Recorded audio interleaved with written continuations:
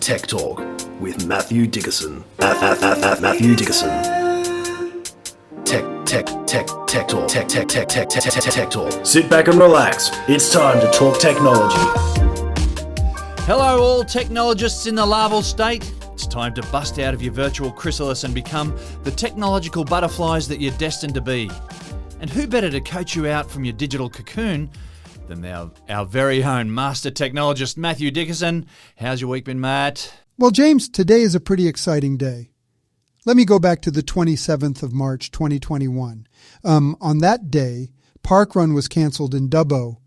We went out to Narromine and ran in their Parkrun. My daughter often reminds me that she came home as the first female, but Parkrun is not a race, I remind her. It is when you come first, she responds. I digress. My daughter's running success is not what I want to focus on today. That afternoon, you and I sat down to record our first episode of Tech Talk.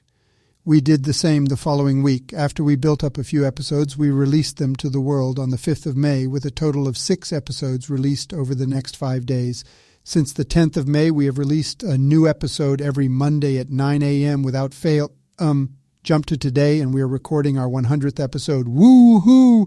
With COVID separations, remote sessions, Riverwalk recordings, and even being located in different countries, we have brought the latest tech to our listeners each and every week. We have reached finalist status in the Australian Podcast Awards and regularly feature as the highest-ranked Australian-produced technology podcast on Apple Podcasts. Most importantly, the feedback we receive from our listeners is instructive and highly complimentary. But after bringing you our 100th episode today, just like a cricketer on reaching a century, we will take guard again and continue on without resting on our laurels. Thank you, James, for your insight, intelligence, humor, and always inquisitive mind.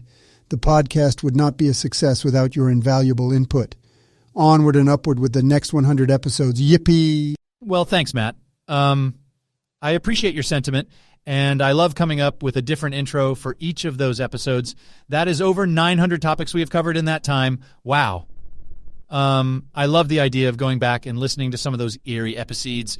Whoops! I will put my teeth back in early episodes and seeing what concepts were successful and which ones not so much. But enough reminiscing, as you say, onward and upward. Whew. Sorry, James, I'm a bit busy today. Hopefully my AI friends filled you in on this being our 100th episode. Caught me off guard there.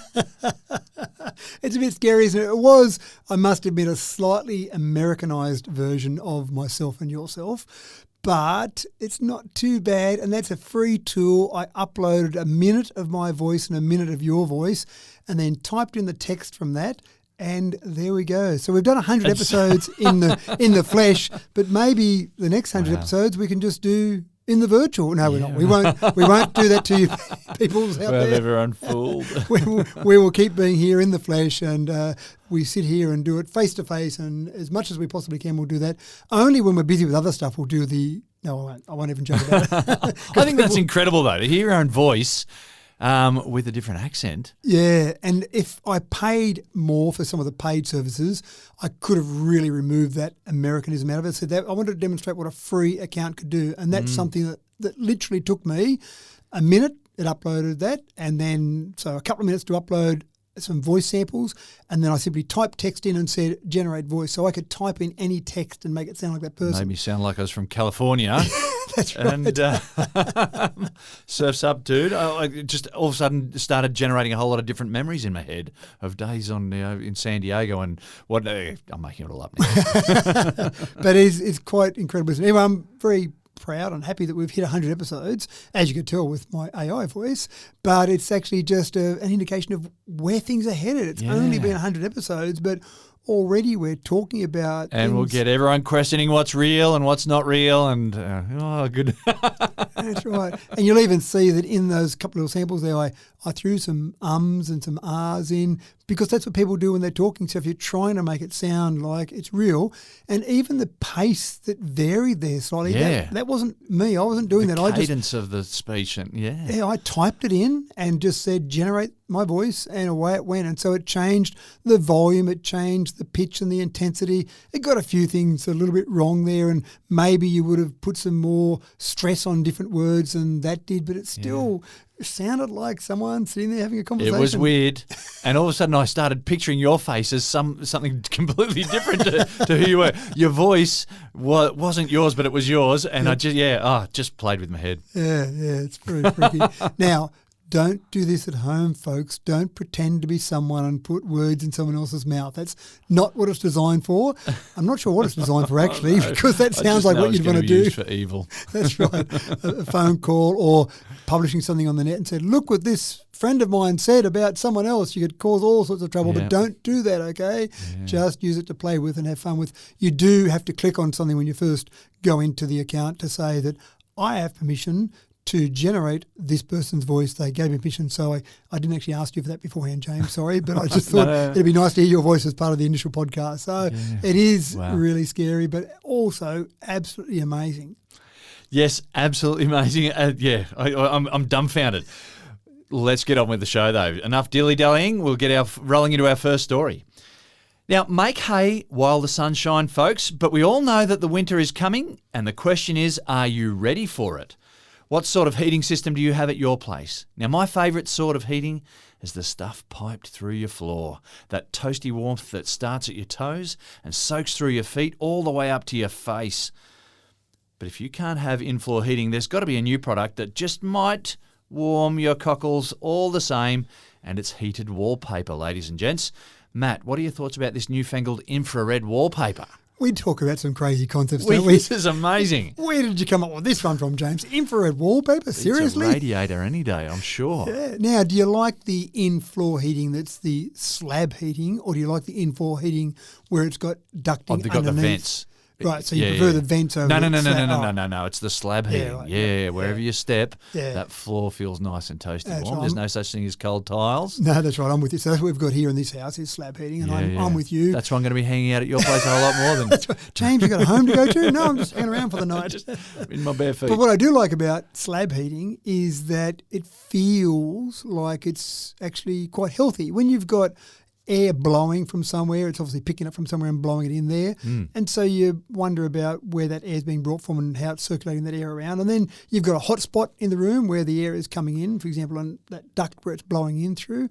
And with a radiator, whether it be a bar heater or a gas heater, whatever it might be, you've got one spot that's hot and then the rest of the room that obviously has a gradation of heatness or hotness as it goes across the room. And obviously that's all, we're talking about convection heating there, where you're heating up the air near that radiator and then it slowly heats up the air next to it and the next to it, but you stand on the other side of the room and it's obviously not as hot.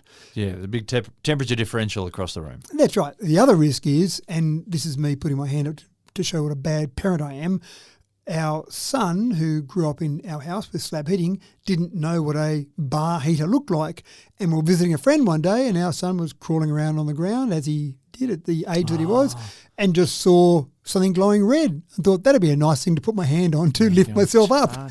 And he put his hand around one and next thing you know, we heard a scream come from the other side of the room and up to the hospital, and he's still got the scars today as an adult from that little gripping hold of that. So that's me showing what a bad parent I am, but also the fact that those bar heaters can be dangerous. So infrared wallpaper doesn't rely on convection, it relies on radiation.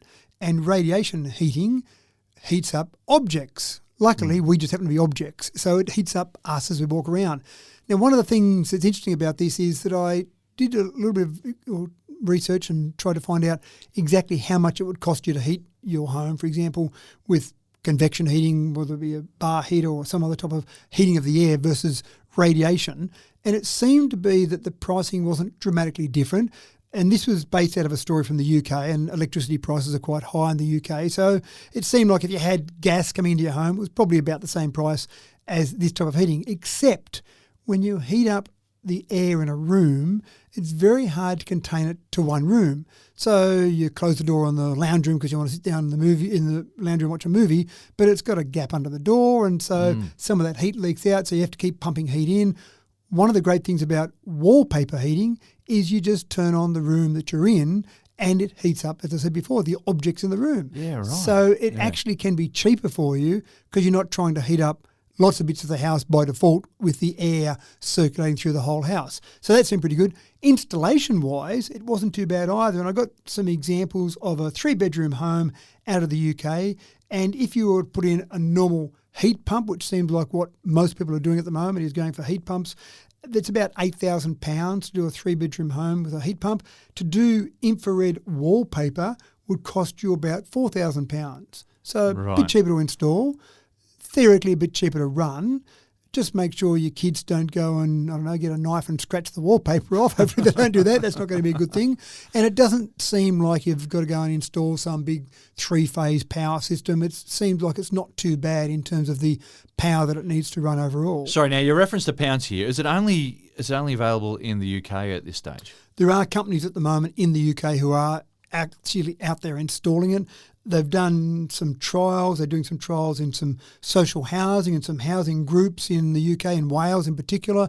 So that's the only place I could find that this infrared wallpaper is available at this stage. And there might be some other companies around the world. But if you're going to test out a heating system, you know, you want to choose a cold country, somewhere cold and miserable. That's right. So the UK seem to tick the box for both of those requirements. So at the moment, yes, only available there. But surely if this is successful and it seems to work well, that'll start to go across the rest of the world pretty quickly. Good ideas seem to propagate quite quickly. But again, the thing I like about it is it's not it's unobtrusive. It's not sticking out. It's not sitting in the corner. It's not blowing some air somewhere. You would just walk into the room and you go, oh, gee, it feels quite nice in here, James. I don't need to go up to Matthew's house and stand around the slab bedding. I could just stay in this room here.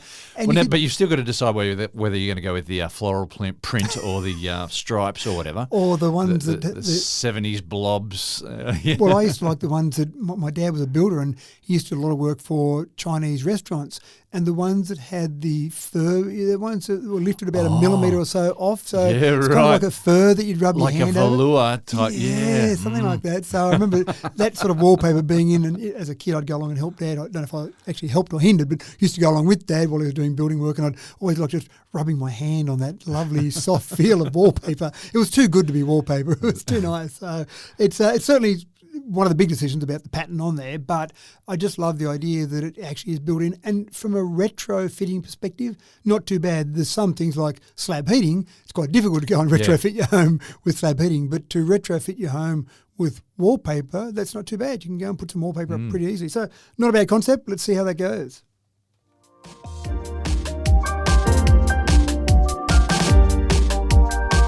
Now here's another story from the biomedical files.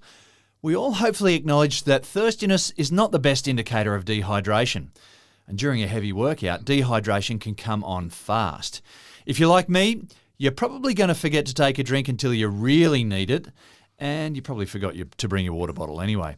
Matt, I need some sort of personal assistant to remind me to look after myself. Got any suggestions? I was thinking of you when I looked at this story. Were you? All right, okay. I thought elite athletes, this is exactly exactly what they need. Because you're right, you can impact your performance very quickly with only a small amount of dehydration. And as you said, being thirsty is not a good indicator of dehydration. By the time you're thirsty, you're already dehydrated. And I've read various stats that talk about 1 or 2% dehydration levels can be enough to affect your performance by 10% or more. So it is really important. Having an idea of how much you've sweated, how much moisture, how much liquid you've lost from your body, and the electrolyte values associated with that, so you know whether you need to replace it with just straight water or whether you need to have some other substance, some electrolytes, some salt tablets, whatever it might be, depending on how extreme that sweat might be, is a really good idea. And there's a few ones out there that have been okay-ish, but this one so far, it's by a company called Nix, seems to be the best one I've found so far. The first thing you do is you've got a pod and you put some patches, or you put a patch inside the pod. And then they recommend you stick that on your bicep because I didn't know this, but that's the place that's the best place to detect sweat.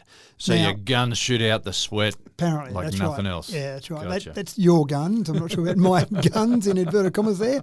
But there's places you might think you might sweat more, like under the arms, for example. Yeah. But obviously it's not that convenient to go and stick a sensor up under your arms because it'll probably rub and be I inconvenient. don't want to rip off any chest hairs either if I stick them on my chest That's or right. anything like that. So the bicep, so you stick it on the bicep, it's got a patch inside it, and that then, obviously via Bluetooth, it's got to have Bluetooth, of course, that then sends a signal to your phone so you can get alerts on your phone or, of course, on your watch, whether you've got a Garmin watch or an Apple Watch, you can get alerts on there to say that you've lost a certain amount of liquid. It would then obviously extrapolate, takes a certain amount of liquid from your bicep and then says across the body, that means you've already lost half a litre or 100 mils. And then the idea is it gives you regular reminders. You've lost 100 mils, go and drink 100 mils. And that's the secret, is drinking small amounts regularly rather than, oh, right, I'll wait till I've lost a litre and then I'll go on down a litre and that should be fine. Yeah. Right. And then again, as I said, But that that's whole what concept, I do. oh, there you go. There's a condition, and I've actually had this condition known as hyponatremia, where I actually was in a desert, a mountain bike ride across the Simpson Desert. Crazy concept, stupid idea, almost died on it because I actually got hyponatremia. Because I did that, I was going along and I'd go, right, I'll ride for a while and then I'll have a huge big gulp of water because I know I've got to drink heaps of water. Yeah. But I overdid it, and it actually gets to the stage where the dilution of water in your bloodstream or the dilution of electrolytes is not enough to actually take nutrients to different parts of your body. Yeah, so I right. was thinking there were stomach cramps and I'm laying down the ground looking at vultures circling overhead and I'm thinking, that's it, I'm done for. I mustn't have drunk enough water, I better drink more water. And of course that exacerbates the problem. Yeah, so there is that condition known as hyponatremia. If I had had one of these Nix hydration biosensors on, I would have gone, I know what the problem is. I just seem to have lost a certain amount of liquid and I was actually not, I was losing electrolytes because I was out in the desert sweating a lot. Yeah. So I wasn't really aware of how much I was losing in electrolytes, but I would have been able to see exactly how much in this particular scenario. Lots of sips regularly. And that was what I learned after that first day. The doctor on the particular ride, after they picked me up and did stuff to me, they said, right, get out there and ride again the second day. I'm you sure about this? And just take some liquid on a more regular basis and, be sensible. But the only thing that I probably thought was a bit of a downer on this one was that you've got to have the little patches that go inside the unit itself are a once-only patch. Oh. And they're a bit rich. You pay $25 for 4 of them. So $6 a patch. You've got to be a bit serious about that run. If you're just going to go, I'm just going for a couple of kilometres, do I want to buy $6 on a couple of kilometre run? Yeah, probably not. I'll wait till I'm doing a longer run or a longer bike ride where I'm going to be... Something a bit more serious. Yeah, that's Unless, right. of course, you got sponsorship. Well, that's right. You're talking about yourself now. So Just laughing about how funny it is that I should get sponsorship to go on my little runs. Yeah, anyway. So I like the fact that we just keep coming up with different ways of monitoring our health. There are more and more devices. Yeah. We seem to talk about it just about every week. There are different health devices out there and different ideas. Well, this is a great idea, but as you say, it comes with a handicap of it gets a bit expensive every four bit jaunts of exercise. It costs you $25. Yeah. So there's bound to be someone to come up with, we've got a cheaper option. That's right. Or reusable option. I think Reusable. would be better. It would be even better, yeah. Yeah, that's right. But anyway, you might just do it on a weekly longer run or just testing out on some runs to see how much liquid you need and then remember that for the other run. So you could use it in that way. But or if you want to spend $6 every time you go for a run, people spend more than that when they go to the gym. So what the heck? Yeah.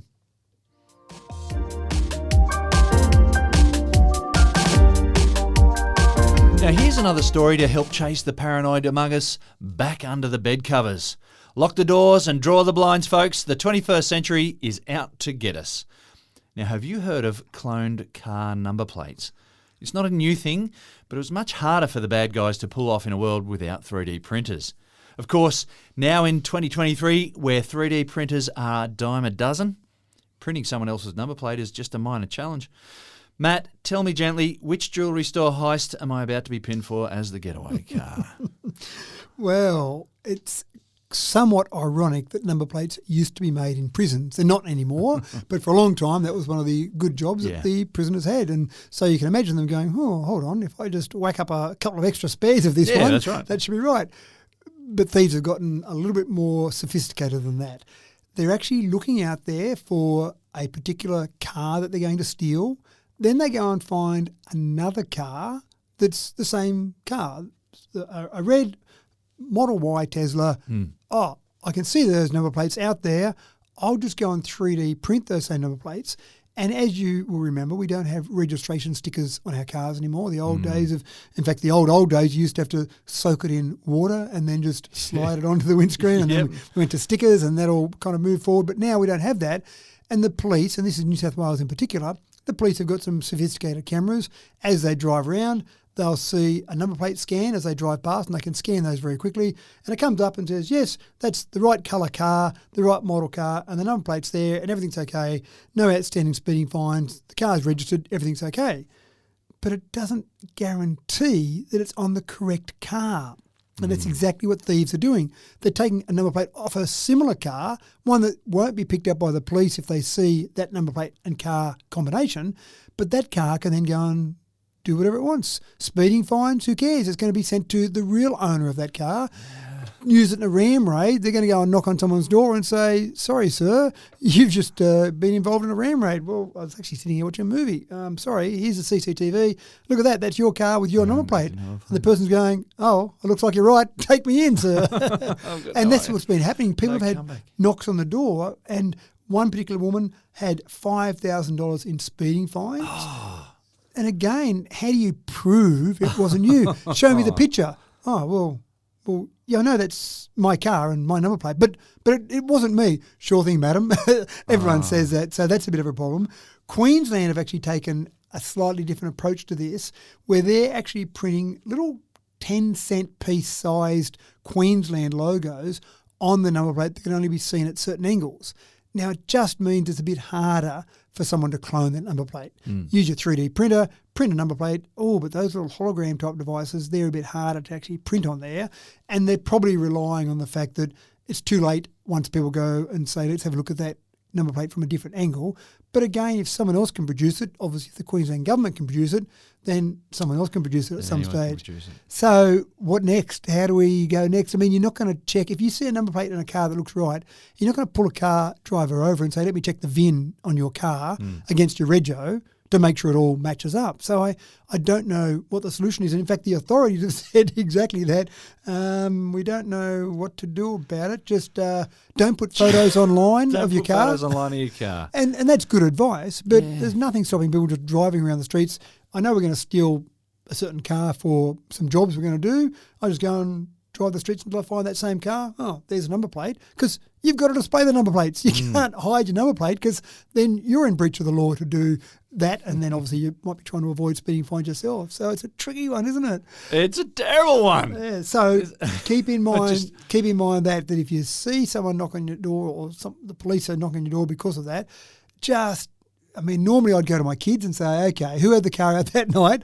But in this case, the kids, when they claim innocence, might actually be totally innocent. It's a tricky one. But 3D printers, that's the thing now. We can print so many things so easily. All we've got to help you out, folks, is a shrug of the shoulders. You're on that's your own. Yep, that's it.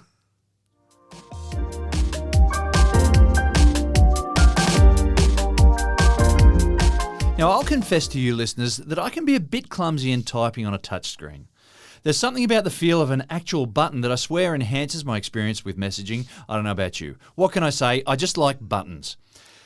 And I'm guessing that I'm not the only one, judging by the need for this next piece of technological wizardry. Virtual buttons created as an ultrasound illusion. Matt! I like the idea of this. This sounds awesome. On a flat screen, it feels like buttons. Yeah. Now, you'll remember that Apple were the first ones that came up with their haptic touch. So they did a little thing where when you press certain buttons in a certain way, and it was normally the home button, because they found that getting the home button, this is back before the screen took over the entire front of the phone, the home button, getting that to be waterproofed around the edge of that was particularly tricky.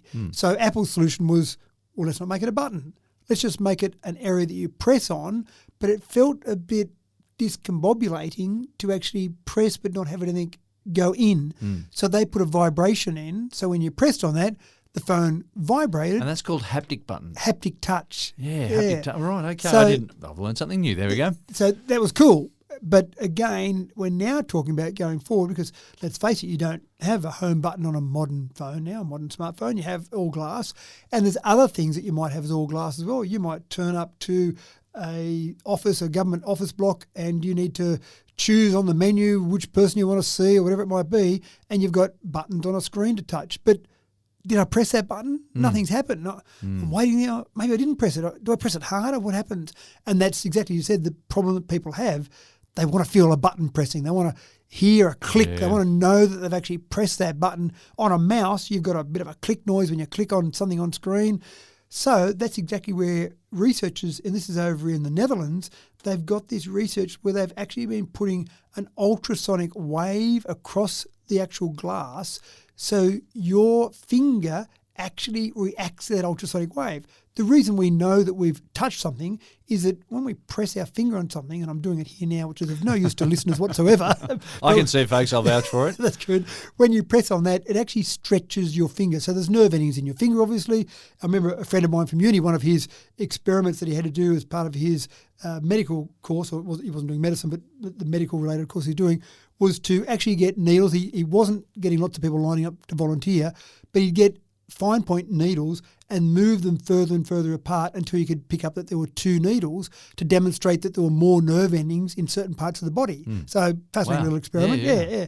So that's what happened in our fingertips. When we press on it, it stretches our finger, and we've got enough nerve endings there that we go, oh, I'm detecting pressure there. It's stretched out. My finger must be flat. I'm pressing a button. But you can do the same thing with ultrasonic waves because it tricks your finger with those ultrasonic waves that you get. Wow. Typically what you'd do is you'd have another piece of thin glass that would be added to whatever glass it was that would contain the ultrasonic waves. So it makes it a little bit more, I suppose, bulky. On a piece of glass that's in an office block, no big deal. On your smartphone, are we going to get there with smartphones with this? Probably not yet, but maybe at some point in time, because you want to reduce the amount of bulk you've got with the phone, and obviously probably use a bit more power to do that. But I just love the idea that just with glass and waves, sound, ultrasonic waves. Fool our brains into thinking that there's a punchable button. We're not that clever, are we? We get fooled by a whole range of things. I love it.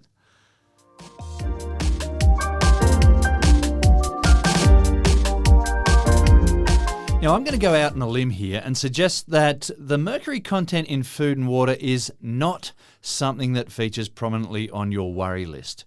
But I remember watching a news piece years ago about an Australian woman who was experiencing difficulty in carrying her pregnancies to a full term. And after a study of significant length, they found that she had elevated levels of mercury in her blood. Now, mercury being a heavy metal takes a lot to excrete from our blood supply, so it accumulates and it does damage in the process. And for people who eat a lot of fish and chips, especially where the fish that they sell you is from an apex predator like a shark, that mercury accumulation may be a legitimate concern. Now, that was the issue for that pregnant lady. But, Matt, there is a new robotic hand that can literally point out mercury contamination in food and water now. The World Health Organization actually considers mercury a major public health concern. Wow. Because I'm with you. I thought mercury. Well, there was a big case back in, I think, the 50s or 60s at Minamata in Japan. We actually call mercury poisoning now Minamata disease. Right. Mercury? Who cares? You wouldn't have thought that was a big problem. But we don't know about it. As you say, it's one of those things that accumulates. You might not know about it for 20 years, and then suddenly you say, hold on, why didn't anyone tell me about this all this time? So there are still people working on trying to detect it, and that's obviously the crucial part. If you can detect it in water, out of a tap, or in water in a body of water, or in food, then that's obviously a good thing. The detection process, though, is typically a chemical process, which is not that easy to do, and so people typically don't do it because it's not that big an issue. But this Robo-hand is actually quite clever. It's got a little tellurium wires on the end, and when they touch mercury, they get the triboelectric effect, which generates some voltage, and then it detects that you've got mercury there, but it can get it down to a few nanomoles of mercury ions in a litre of water. Wow. So we're talking nanomoles, so that's 10 to the minus 9, and mole, what's that, 6.02 2 by 10 to the 23 as a mole. Yeah, particles per mole. Yeah. Something like that. It's some crazy definition, isn't it, about how many atoms are in 12 grams of carbon-12 or something. That's right. It just seems so obscure. Yeah, we could have a big, long science lesson. It's probably going to take about 40 or 50 minutes to take you through the whole lot, so we won't do that. That's right. But not much, basically. Yeah. The bottom line is you don't need much mercury for it to detect that you've got mercury in there. So if you've got mercury, as you say, on a piece of fish or in any foods, then this can pick it up. But the researchers aren't satisfied with that. What they're really aiming for is to have this robotic hand that would be cheap enough that a range of food places could have it, and you would literally put it on someone and their job would be to do some testing and they would just pick up things. And each of the fingertips would have testing for different things they might want to be picking up. So mercury today, other things that might be picked up in food, put those on different fingers, and this person would simply go along and pick up food. Yep, pick up food. Oh, hold on. This one detected mercury or maybe one of the other things that's on one of the other fingers. So it sounds like a pretty clever way to go about it. And again, I just think that we're getting to the point where we can make the world a better place from a technology perspective if we can get our food and our health better. And here's a perfect example where we might not think it's much of a problem here in Australia, but there are countries around the world where... Well, I'm guessing, with the World Health Organisation involved there, that it's probably some third world countries or poorly developed countries where their water and their food supplies may be tainted without people knowing. And that was the other thing I was thinking of, is the water supply. So again, you could have this robotic hand, draw some water up from the well, put your finger in it, yep, everything's okay. You could do that on a range of different wells, and suddenly you find that there's a well that's getting some mercury leaking into it from somewhere, and okay, don't draw from that well anymore. So it does sound I was talking about sharks earlier on too, being apex predators. So a little bit of mercury in the seaweed that gets then eaten by the little fish, and the little fish get eaten by the big fish, and then the sharks are eating the big fish, and lots of big fish, of course. Yeah. And so, so it just accumulates in their tissues, and if you're a fan of flake, then it can be a bit of a hazard for you. Yeah. But isn't it incredible? There's just the things that we come up with. We, in the royal sense here, I did nothing for this, but that we as in humans came up with in terms of being able to detect things like mercury and these problems that we're constantly solving. Yeah, wow.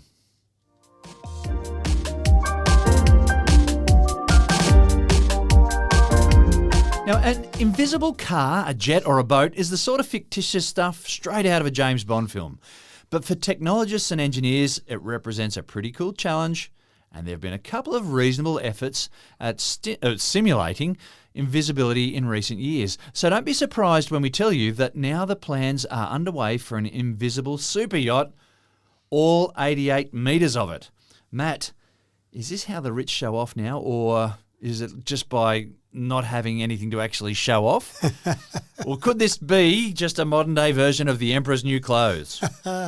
Well, I actually go back to 1982, Douglas Adams' Hitchhiker's Guide to the Galaxy, one of my favourite series of books there. And, of course, in Life, the Universe and Everything, they landed a spaceship on the Lord's cricket field while they were playing cricket.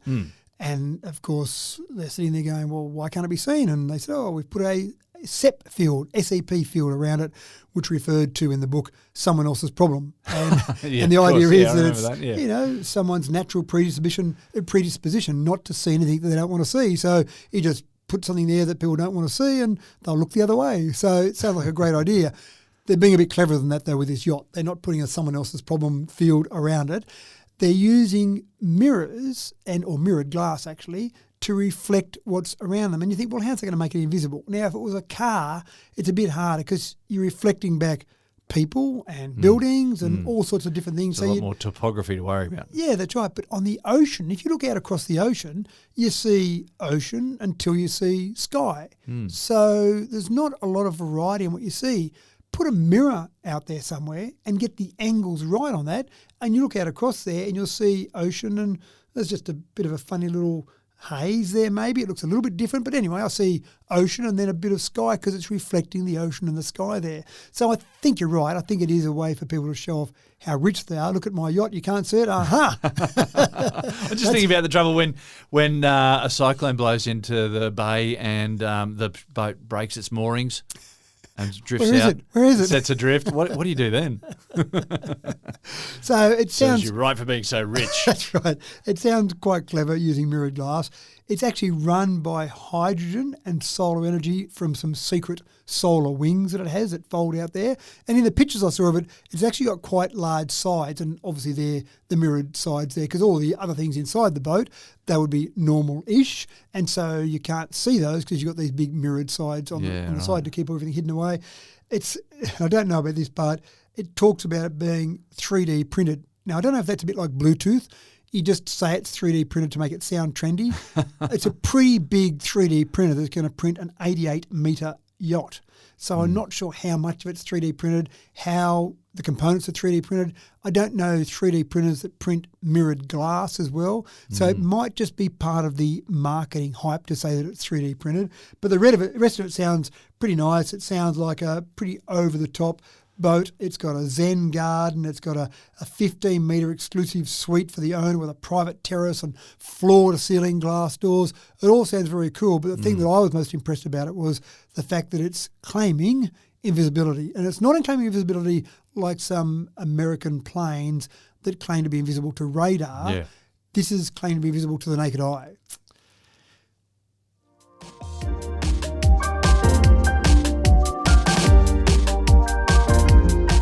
Okay, gamers, out of all the gaming consoles sold since the beginning of time, which would you rank the higher selling console? The Sony PlayStation 4, perhaps? The Nintendo Game Boy or the Nintendo Switch? Now, pause the podcast now, have a debate with your mates, and we'll be back with the answer directly. Okay, welcome back for those of you who actually paused and had the argument. We hope you're all still friends. Matt is here with the answer, and the losers among you had better get ready to pay up. Matt, which console has sold more? Nintendo Game Boy, the Nintendo Switch, or the Sony PlayStation 4? Well, it depends when you ask that question. A few weeks ago, asking that question might have given you a different result because the Nintendo Switch has just moved into third place. It's jumped. It's jumped. It's just hit third place in the best-selling console of all time. It's just surpassed the PlayStation 4 and the Nintendo Game Boy. So if you voted for either of those two, bad luck, pay up. Now, you might say, well, I was working on last month's information, so you might have a valid point there. No, it's currently. Current information. Yeah. So forget all that. So current information, then Nintendo Switch in third place, which of course then says, well, what's in first and second? That's the important thing. So it's got a long way to go to catch up, because the Nintendo Switch, if we go to number 2, the Nintendo DS is in second place with 154 million units sold. The Sony PlayStation 2, not the 4, the 2, really? is in first place with 155 million sales. So I remember when the PlayStation 2 came out and it was white hot and everyone was just, you've got a what? Yeah. It's PlayStation 2? Yeah, that's that right. Makes you special. No, I still have my wife and I still wonder whether getting our son that PlayStation 2 was the right thing, because that was the beginning of his journey into games, and maybe he wouldn't be playing games so much now if he hadn't have got that game. But the Nintendo Switch, the various versions of the Switch, have just hit 122.5 million sales. So a fair way to go to reach the PlayStation 2 or the Nintendo DS, but not too bad. Now, that's all interesting because the Switch's sales have just started to drop off a bit lately. So they're still selling them, but they've dropped off 23% compared to the same quarter a year ago. So they've started to drop off, but that happens. I mean, how many PlayStations 2 are being sold now? Obviously not very many, if any at all. So effectively, you're going to always see that. But one of the things that was fascinating in this is that as I went through looking at some of the various gaming consoles and the various things that are being sold, Pokemon cards, 88% increase over the last year in Pokemon cards. That's not Over the last year? Over the last year. That's not a new gaming console. That's good old-fashioned cardboard Pokemon cards, 88% increase. That's like the next generation of kids realising, this looks like a cool game Maybe. From retro times. I'm getting my footy cards out again. Yeah.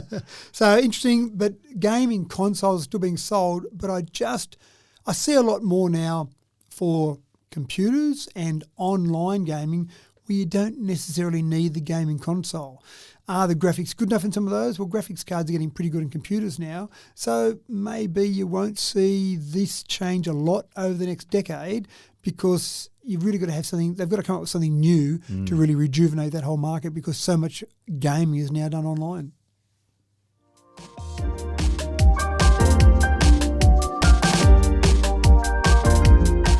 For those of you who, like me, haven't bought a battery yet for your domestic solar storage because you are holding out for a cheaper alternative, this is your cue to lean in closer to the wireless. Because Matt is loaded up with some good news about solar power storage. Matt, hit him with the good juice. It actually seems like one of those examples where some people were way ahead of their time. Way back in the 1980s, there was an Australian professor that invented the Vanadium Redox Flow Battery. And it didn't go very well. Because back in the 1980s, who needed batteries? Who needed storage of significant amounts of electricity? You had some AA batteries you stuck in some little console maybe, but that was about it. I can remember in the old chemistry syllabus from a couple of years ago, we actually had to talk about those vanadium redox batteries. Yeah, wow. Yeah. I And don't you know kind of why. think, yeah. It always seemed a bit weird, and I was like, oh, here's something we've got to talk about, and I don't know why. Maybe it's the future, and that's the interesting part here. Because obviously when you talk about storage of electricity, large storage of electricity, you talk about lithium-ion batteries, whether it's in your car or in your home or in power grids where they're trying to keep some stability in the grid. You talk about pumped hydro, that's a good way of storing power. But the great thing about the VRFBs is that unlike lithium-ion batteries, they don't wear out. So when you've got a lithium-ion battery, you know that it's going to have 100% capacity today, and as you use it, whether it be your mobile phone or your car or your power wall at home, then slowly they degrade over time. And that's a bit annoying, and you still get enough use out of it, and you have to sometimes replace it down the track. But with the VRFBs, you don't have that same thing. Now, the disadvantage is that they're not as energy dense as lithium-ion. Now, that's bad for a car, but okay for your house, okay for large energy storage, because you don't really care about how large the device is when you're storing power for the grid. When you're generating too much power in the middle of the day from solar, you need to store it somewhere. You don't care that you've got a big battery. You care when you're driving around, you've got a tow trailer with a big battery, but you don't care when you're storing that power in that way. So I see VRFB batteries being used for installations at homes, large power sources. In China at the moment, the largest one is installed, 100 megawatts of power, capacity of 400 megawatt hours. So not huge in the whole scheme of things. You've got pumped hydro systems that are certainly bigger than that. But it's just a start, yeah? It's a start, that's right. In Australia, we're about to have our largest VRFB installed, which is only going to have 4 megawatts of power and 16 megawatt hours of capacity. So again, not that big, but we're always looking for new ways to store energy. It's going to be the new economy, the new way of doing things.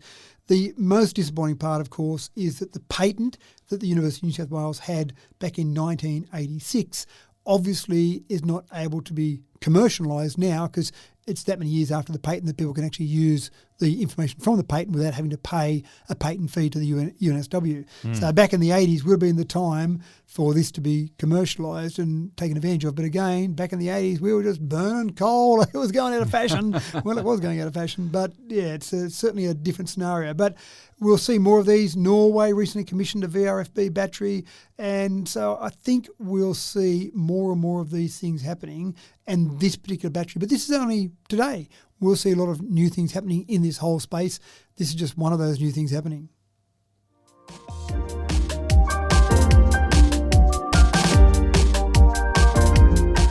Now, Google and Microsoft are going head-to-head for a search engine supremacy. We know that people have been solidly Googling things for about 25 years now. If you prefer to Bing your information, then you're clearly in the minority. So much so that you have got to know that some listeners won't even understand what I meant by that phrase, binging your information. But with the onset of Microsoft's ChatGPT, Google's days are numbered unless they come up with something just as clever, and they need to do it fast. Matt, how are things looking at Google Central now that Bing has stepped up the AI game? Well, I love the rivalries we see in business, and in particular in tech businesses. And there's some particularly great when ones. They're juggernauts. Oh, that's exactly right. We've had those ones that go back to the mid-70s, Bill Gates and Steve Jobs, obviously with Microsoft and Apple. We've had Intel versus AMD. We've had, even go back further, we've had Edison versus Tesla back in the late 1800s. So we've had some of those great rivalries over the years. But there are times when someone would like to think there's great rivalry, but one is so far ahead that they'd actually know the other one exists. And I reckon that's where we are in search engines at the moment. In 2022, Google had 92.9% of the search engine market share. Yeah. That's not bad. Bing was in second place. Well done, Bing. Good on you. 3.03% was Bing in second place. Alta Vista? Sorry. I don't You even are know if showing they your exist. Yahoo's in there somewhere as well. They'd probably be in third place, I'd suggest. So if someone... Just by the way, if you're Yahooing your information these days, come on. It's not a verb like Google, is it? It just doesn't seem right. So for someone like Microsoft or Bing, they would love to have a rivalry with Google, but they're too small. You can't have a rivalry when you've got that big a difference. The way to change that, the way to get a rivalry is to change the market, is to change Got to the change competition. the way people think. That's right. And that's exactly what ChatGPT is about to do. When you go into Google, you search and you type in whatever you're searching for, and you get a few options come up, and normally it's from one of those first 4 or 5, maybe the first page. You'll find something there that's what you're after, but you've got to click on each one and have a bit of a read, and click on the next one and have a bit of a read. Now, I've played around with ChatGPT a bit over the last few weeks while we've been talking about ChatGPT, and also to scare you as a teacher. And certainly it's different, because when you go to ChatGPT and type in something as a search, for example, give me some information on Douglas Adams' SEP field, for example, it doesn't give you a few sites to go and look at. It does all that for you, collates the information from the internet, and then gives you a paragraph or two as an answer with all that compilation, with all that assimilation of data into one answer. So I've actually been using ChatGPT as a search engine over the last few days just to test it out. And it's actually quite good. It's quite fascinating because it gives you that quick summary without you having to get into each of those sites and find which one's got the correct information for you. So that's actually working quite well, but that's what Microsoft wants to do. They want you to start using Bing, and they're going to incorporate ChatGPT into Bing. So when you type in a search term, you don't get a bunch of sites. That's so yesterday. That's so Google. You just get the answer with all that information. Now, Google, believe it or not, is worried about this. 92.9% market share, and they're worried about this. So they're releasing Google Bard, and they're releasing it probably before it's ready to be released. Google Bard, of course, is the... This sounds like a recipe for disaster. We're going, like Google Bard's hopeless. Don't well, go on that. and that's the potential, because that's their AI tool. That's their equivalent Fraught with peril, yeah. of ChatGPT, but it's not ready yet. They didn't think that ChatGPT was ready to go mainstream. They just thought, oh yeah, people play with that, that's fine. They've been working feverishly on Bard. I don't know if they've gone into ChatGPT and said, how can we make Bard better? Maybe that'd be a good option for them.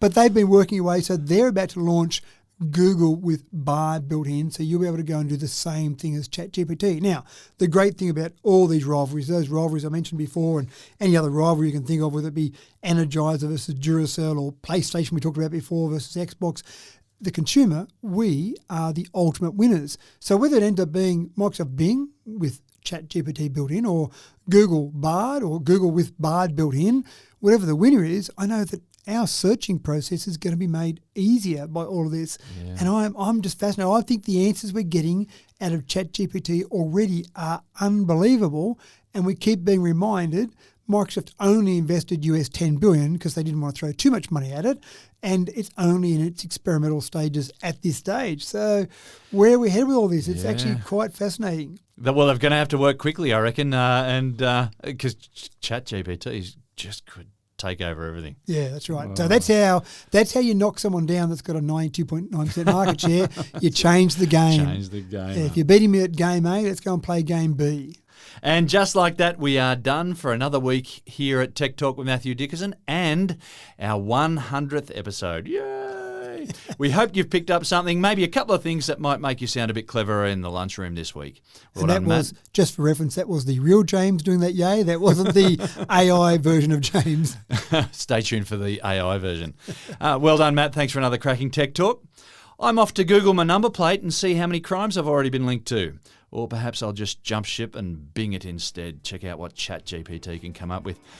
As always, we are extremely grateful to you for checking in with us each week. Let's face it, we'd be here anyway, but your part in the picture always makes it 1,000 times better. So thanks to you as well. I'm James Eddy, wishing you a fabulous week, and we look forward to catching you for Tech Talk